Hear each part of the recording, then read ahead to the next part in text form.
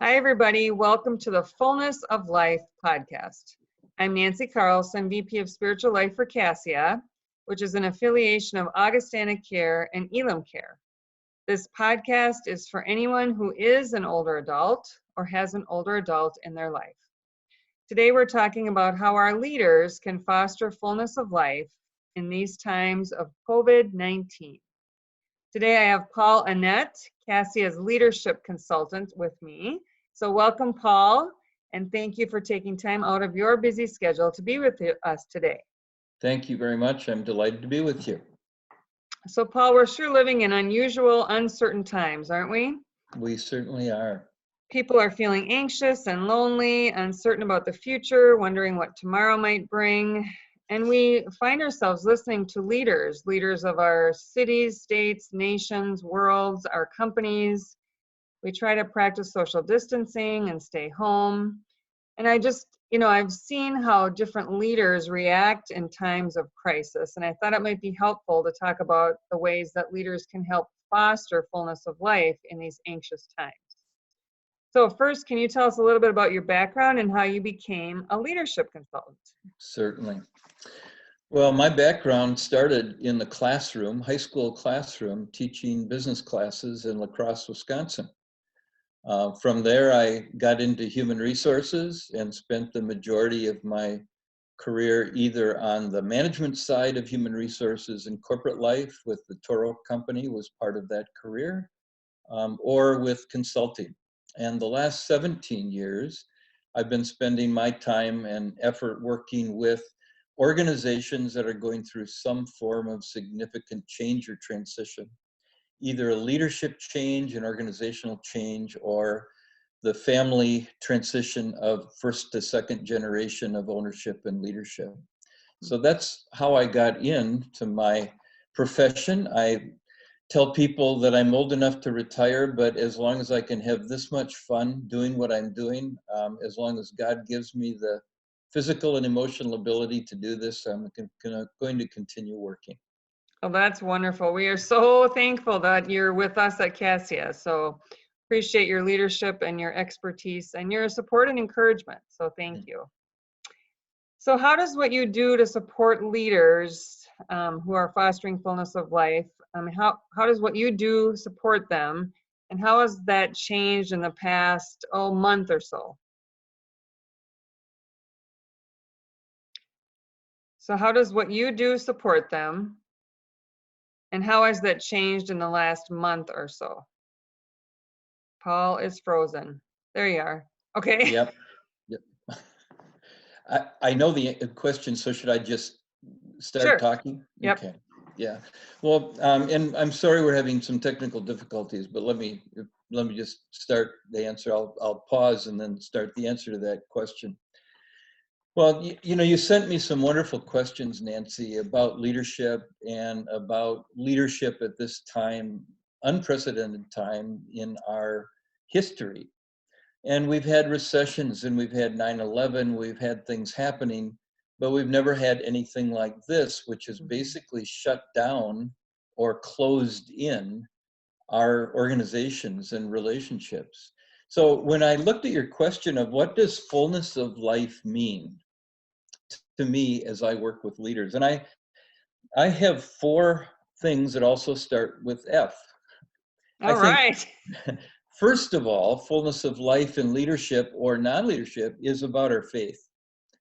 And certainly I think during this time, everyone, I don't care what your religious beliefs are or if you've had none, people have realized that they are mortal beings and that their faith is important to them. And so what are you doing to care for your faith life is the first question. And I've had amazing opportunities to talk to people about their faith and where they are in their journey, a spiritual journey, because I think we're all on one, whether we realize it or not. And in this time of uncertainty, that has really been a key focus of my talking and thinking with clients and friends and family members. Number 2 is family. My second F is family. And I think all of us would say that most of the time we've been drawn together as family members, both in the shelter from home and the education from home. And I have a son in Seattle where the pandemic started in America, who is home with his wife. He works from home, has his wife and 8 and 5-year-old children at home that are both getting educated from home, and he's working full-time from home. And the chaos that creates, you can only imagine. I have a daughter who has a 2 and a 4-year-old, and she's an ICU nurse at Fairview Southdale. And so she's on the front line, many of her shifts that she's on in the ICU ward, some with COVID-19 patients, some with just critical care patients, but surrounding the environment is this fear. And she comes home, takes her clothes off and washes it. They have one car that's the COVID car that no one goes into, and they're doing their very, very best to protect their kids and family. But that family is so important as the second F of having a fullness of life. The third I put down is fulfillment. I just think, our jobs, our careers, our lives, we need to find and focus on things that, put gas in our tanks and energize us. And for some of us, that's our work. I mean, I cannot say enough about the CASIA leadership team and the CASIA employees, 6,000 employees that every day just get up in the morning and say, this is our job. And I find fulfillment in the love and the care for the people that I take care of. And then my last F is finances. There's so many people, and I think the reality of financial prudence and taking care of ourselves and one another. I just talked to someone who's been a successful client of mine for 25 years. And he has made a lot of money, and he said, I'm doing so much with that finances to provide for other people in our community during this time of need. And my heart just jumped to see here's someone that has means by which their finances are being used for the glory of God and the safety and security of people. So the family focus, the faith focus, the finance focus, and then being fulfilled. Those are things that I just think always are part of leadership. And maybe right now it's caused me to focus and have a little bit different focus on those 4 different areas. I think that's great. I love the alliteration of all the F's, and it's helpful to remember those. So faith, family, fulfillment, and finances. And I think they all work together so well. I mean, when you're feeling full of your faith, and it helps you with your family and your finances, and all those things can help bring fulfillment too. I mean, you just talked about having your finances fulfill other people's lives, help them. And I love that. That's beautiful. I love the 4. And I think when we're in times like this, it all kind of just boils down to what's essential. We don't have to do the other stuff, because this is what's important, the 4 F's. I love that. That's great. So along with those, we have 8 customer service standards at CASIA. You're familiar with those. We have collaboration, compassion, excellence, innovation, integrity, respect, stewardship, and unity. So which one most closely aligns with what you're doing these days, and what might be the most important standard for leaders right now? Yeah, well, I love our values, and actually was alongside of you folks as they were created. So they're very, very meaningful to me as well as to CASIA, and I think universally. I couldn't pick just one. Nobody can. Nobody can. But I did pick 2 that I think are really critical at this time in our journey together. The first one is, I think, the compassion.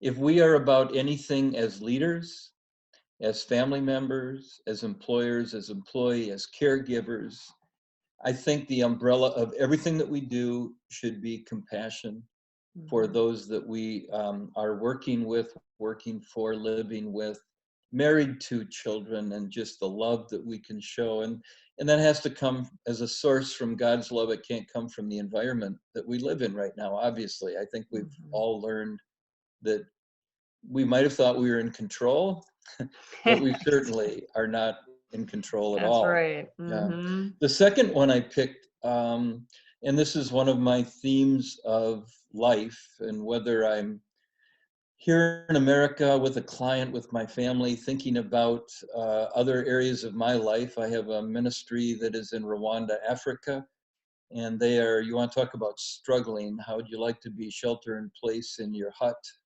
with 4 children and a husband and a wife and no running water, electricity, or refrigeration? For a month, they've been in that situation. Mm. And just so the compassion, yes, but the unity is the other word that I would pick.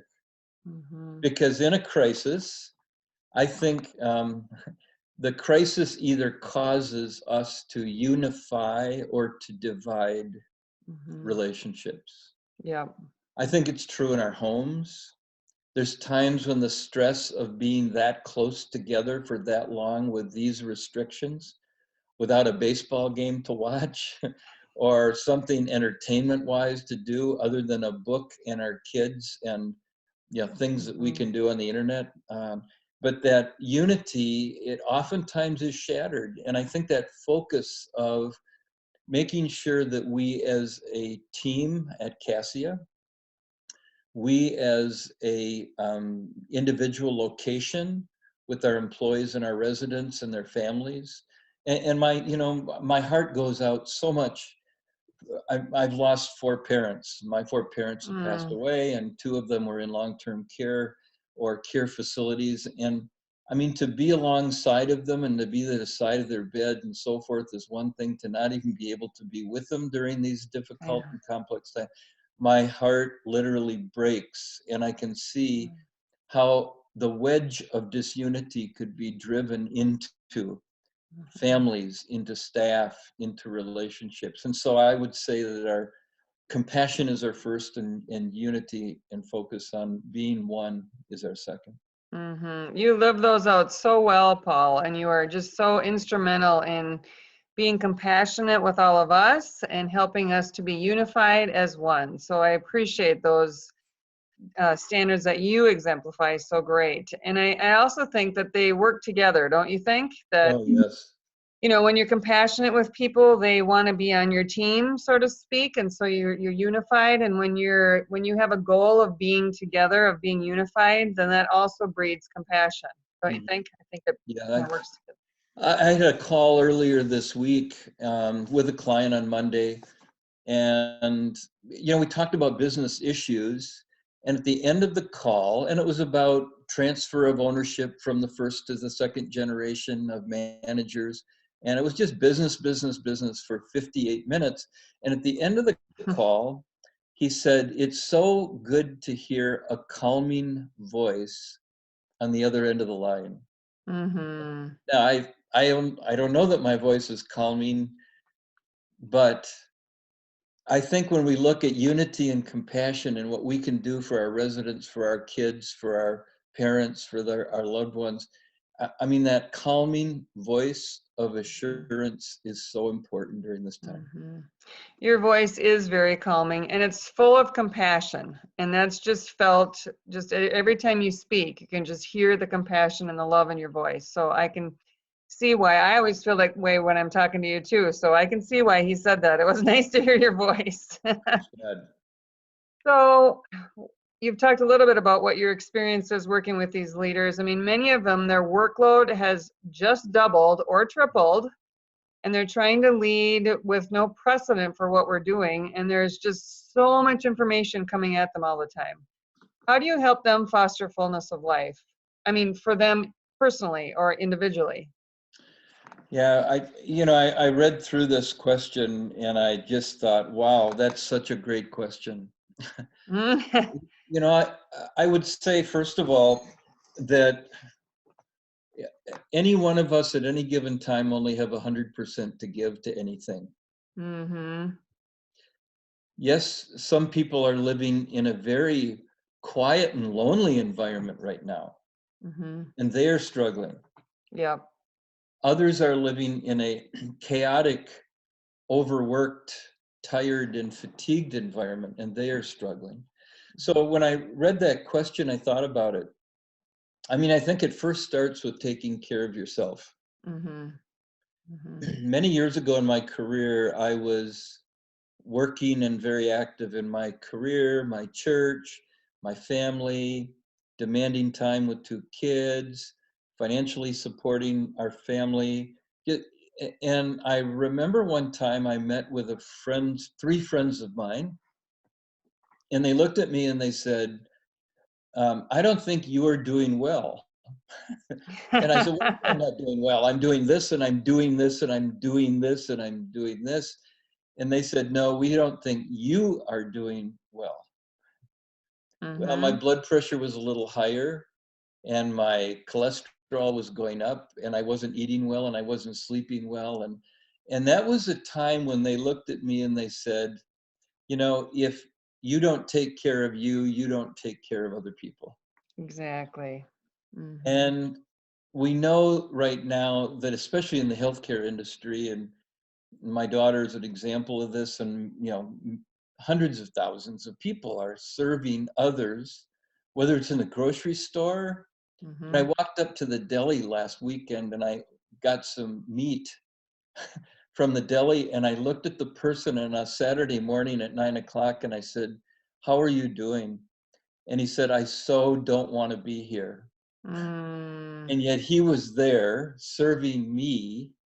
Your team members are there serving our residents. I mean, God has just called people at this time, whether we want to or not, in the environments that we're in. And I think deciding to make the best of the situation that we're in is just so Mm-hmm. important at this time.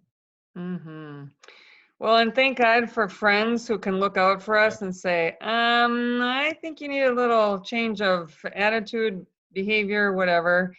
And I think those of us who have experienced some burnout are maybe a little more sensitive to that and kind of can encourage others to take care of themselves because it's hard. Yeah, I it is. mean, And I would say that you need a accountability partner during this time more than ever. that's a great idea. For many of us, that's a spouse, but Hmm. not for all of us. Some Hmm. of us are single, some are divorced, some are single parents, some are, widows and widowers, but you need somebody on the line with you that Yeah. can say, Here's what I'm seeing in your life." Hmm. Like my 3 friends did to me. What are you doing to take care of you? And Hmm. encourage and support them. And it can be really vulnerable to ask someone, can you walk along with me? Can you be my Mhm. accountability partner? But when I've done that in the past, whoever I've asked have just said, oh, yes, I'd be honored. Yes, So it takes a little vulnerability to ask that question, but you're really asking for what you need, and people are happy to help in right, that way. right, So I encourage, that's a great idea. Just get an accountability partner, someone who can just say, how you doing? Let's just talk about you, and maybe just say, it seems like you're overworked or you're, feeling lonely or whatever. Let's talk about that. So right. good idea. So can you describe a successful or not so successful moment when you were working with a leader at an anxious time? We like to hear the successful moments, but the unsuccessful ones are almost funnier. Well, as I thought about that, I would say that the stories of success oftentimes start with the story of unsuccessful. Oh, interesting. And so I really, my life is spent around broken relationships, broken families, and broken business teams by and large the last 30 years. Mm-hmm. Rarely does my phone ring, whether I was on a corporate position or in a consulting position, saying, "Hey, Paul, everything is going so well over here. We'd like you to come over and visit." Yeah, right, right. Inevitably, there's some issue or crisis that one of my clients is dealing with, whether Mm-hmm. it's inside of the family, the business, or their personal life that's going on. And so, when I started thinking of that, I thought of a person. I was working with a team that was in the construction equipment industry, which is different than healthcare, Mm-hmm. but I was working with them in 2007, 2008, 2009, Yeah. and the Great Recession hit, and they went through a 50% reduction in orders Mm. in 6 months and Wow. had to lay off 40% of their staff in 3 months. Wow. And they had 5,000 employees around the world. And it Mm. was just mass chaos. There's no other word that I can use to describe it. And so I was called to go out to Seattle and meet with Matt and his team. And Matt stood in front of his team and he asked this question: how can we, there's 10 people in the room, how can we be effective leaders when we don't know where we're leading? Mm. Mm-hmm. He stood very vulnerable in front of his team and said, I don't know what's going to happen to the economy. I don't know if we might go from 50% of our sales to 75% less of our sales. We don't know. How are we going to manage and lead in a positive way in the next 6 months? That was our Wow. challenge. We found a book, and the book was written by a guy named Bill George. It was a freshly released book. This was 2009 at this time. So Mm-hmm. we were well into the recession, Great Recession. It was a book written by Bill George, and the title of it was something like Don't Waste a Good Crisis. Interesting. Yeah. And he said the formula of getting yourself as a leader and your followers through a crisis like this successfully is very simple formula. He called it the brutal reality of the current situation plus hope equals success. Wow. So we spent a lot of time saying, what is the brutal reality of our situation? And we can all do that right now, right at this moment, in where we're sitting or standing. Mm-hmm. There's some brutal reality of things that are going on. But Mm-hmm. if you just focus on the brutal reality and not on the hope and the plans for the future, it's depressing. In fact, I think the media drives us towards the Mm-hmm. brutal realities with very little hope and encouragement. Yeah. And Mm-hmm. so, reality, if you don't say reality and you only talk about hope, people don't think you're got your feet in the ground. If you Exactly. only talk about hope and not the reality, you don't think, but if you just do the other way, people get depressed. It's depressing. So we spent our whole next 6 months saying, how do we describe the current vulnerable relationship we have with our customers, with the market, Mm-hmm. finances, and everything? How are we honest and candid with people? And how do we present hope for the future, even when we don't know Yep. exactly what the road is ahead? I will never forget that, because the company came out of that very, very well. It Mm. took a lot of pain and a lot of work and a lot of effort, but I would say that that formula has been my anchor when we get into crisis for myself and for others. Mm. It's such a great formula too, and you can see how it works. Like when I'm listening to leaders, whether it's governors or whoever's on TV talking about COVID-19, those that mix in the brutal reality of what's going on and some hope, I want to listen to them more because I Amen. trust that they know what's going on. Plus, it's not all dire. There is something to hope for. Yeah. So I think that's great. It also reminds me of kind of how we look at sermon writing as pastors. We want to do the current Mhm. reality, the brutal reality of sin and what's going on in our lives, and also some hope. We're not left there in Yes. that place. We always have hope. So I love that. That's great. Thanks for sharing that. So, what scares you about COVID-19 and Mm. what brings you joy? Well, I alluded to this a minute ago. Mm-hmm. I realized 3 weeks ago that the first week of lockdown, we had the radio or the television on kind of as background music, and which was a mistake. Yes. And that Sunday, our pastor gave a message on Psalms 23. And he said a lot of wonderful things, but the thing that jumped out at me was fear. You know, that Mhm. we're to walk through the valleys of shadow of death, but we're fear no evil, for God is with us. So I got done with our online message, you know, down on our television set so we could actually see it and hear it. And I Mhm. came upstairs and I went to Dr. Google and I asked Dr. Google, how many times in the Bible does fear not appear? Now, I don't know whether this is theologically accurate or not, but I'm sticking with it. Yep. The answer that came up was 365 times. Mhm. It says, fear not.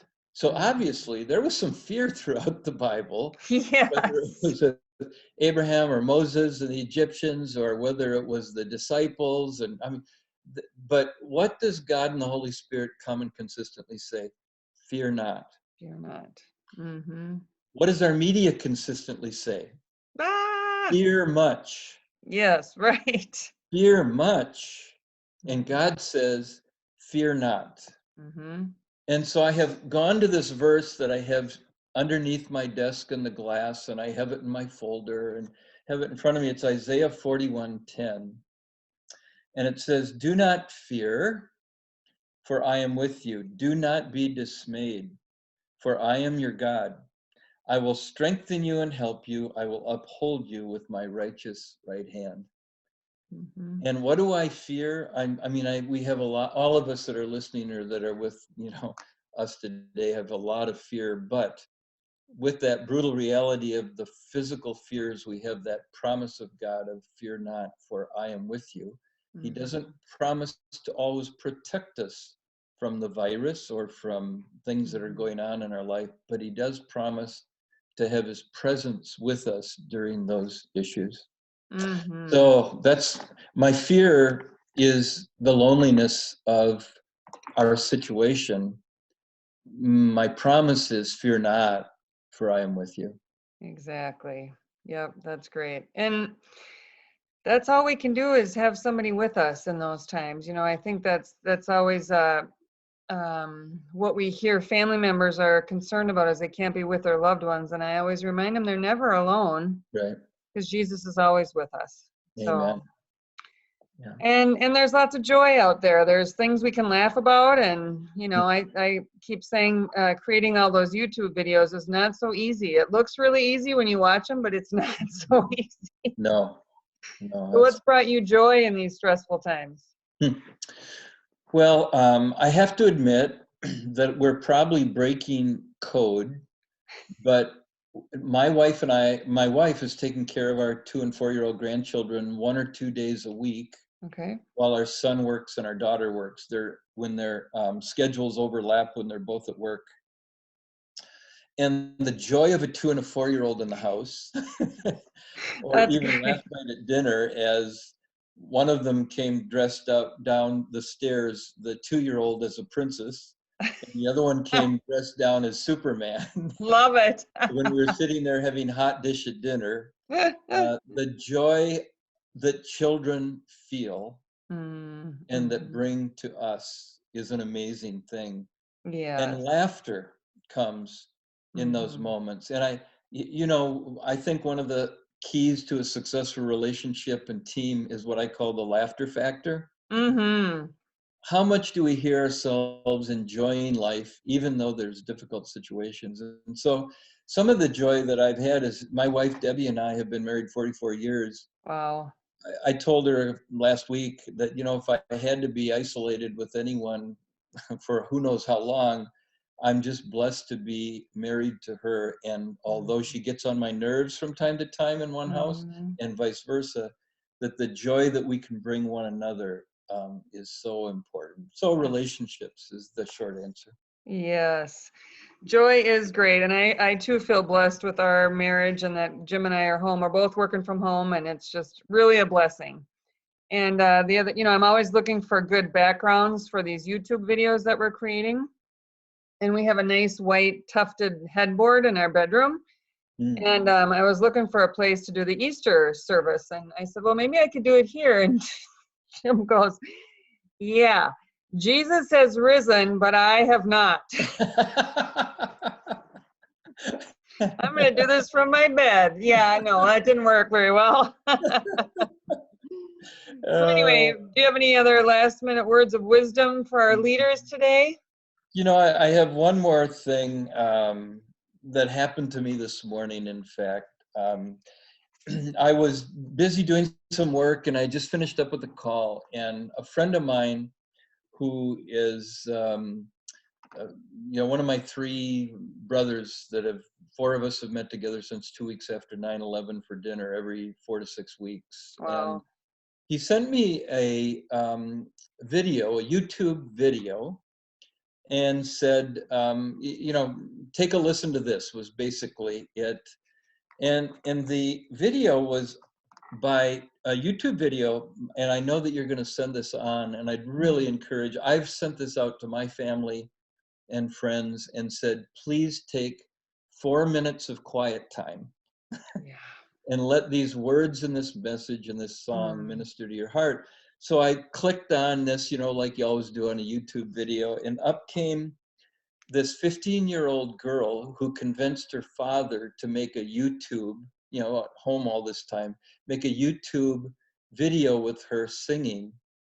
And the two of them sang the word with background music. You can get it online. She went on and got the background music of the prayer. Oh, it's so pretty. And I didn't know the history of the prayer. It was written for a musical in 1998, and it's been recorded and, so many times. But as I listened to this girl in her sweatsuit and father in his t-shirt, and the words that are at the end of this song caused me to cry. That's what I'm doing now. It says, lead us to a place, guide us with your grace, give us faith so we'll be safe. And as I listened to the song, I'm sorry, I'm having a hard time. As I listened to the song, I just thought of all of my wonderful family, friends, clients, people that we love. And if there's an answer to our prayer, that song is just right on spot. So I'm sorry I didn't make it through the video too well, or the audio. But Emotions are welcome here. I just pray for and thank God for everybody at Cassia, the work that everyone's doing, and you're in my prayers and thoughts. And thank you for the time to share with the team. Well, Paul, thank you so much. We just couldn't be where we are right now without you. So thank you, and I appreciate your faith, your love for all of us, and your compassion, and your helping us to be united as we deal with this COVID-19. So you are a blessing. Thank you. Thank you.